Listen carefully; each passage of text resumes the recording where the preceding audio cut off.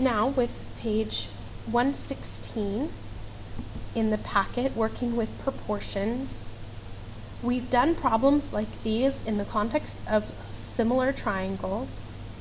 And when I was going through the Algebra 1 tests, a lot of people did a few computational errors. And so I just wanted to clear up some information about this.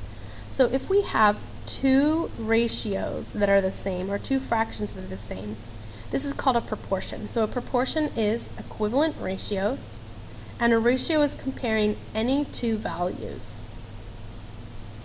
So when you have this, if I went through this the long way, I would have to multiply both sides by 4, and that would cross out the 4 in the denominator here and bring it up to the numerator here, and then both sides by 2.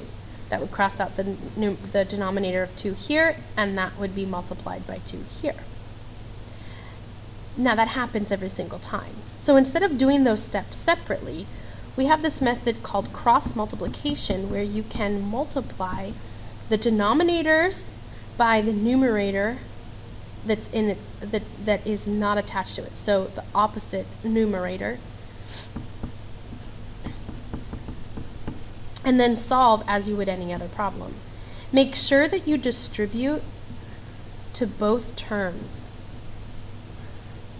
A lot of people miss this step and only distribute to the x, but both have to be distributed.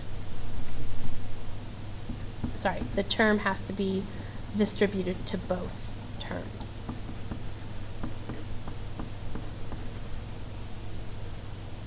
And so we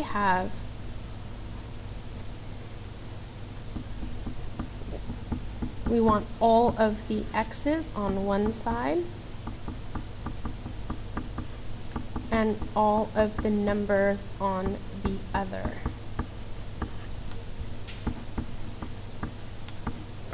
And we get x equals 10.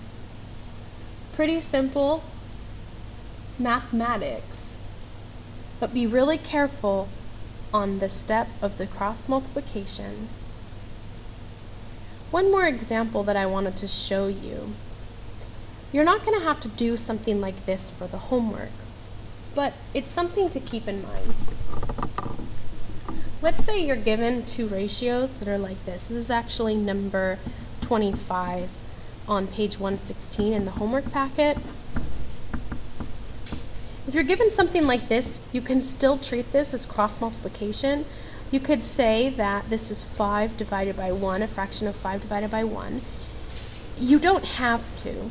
It's just that then you know you would multiply 1 by 3x by 3 times 2n, so that doesn't change, and then the 7 by the 5, and that becomes 35.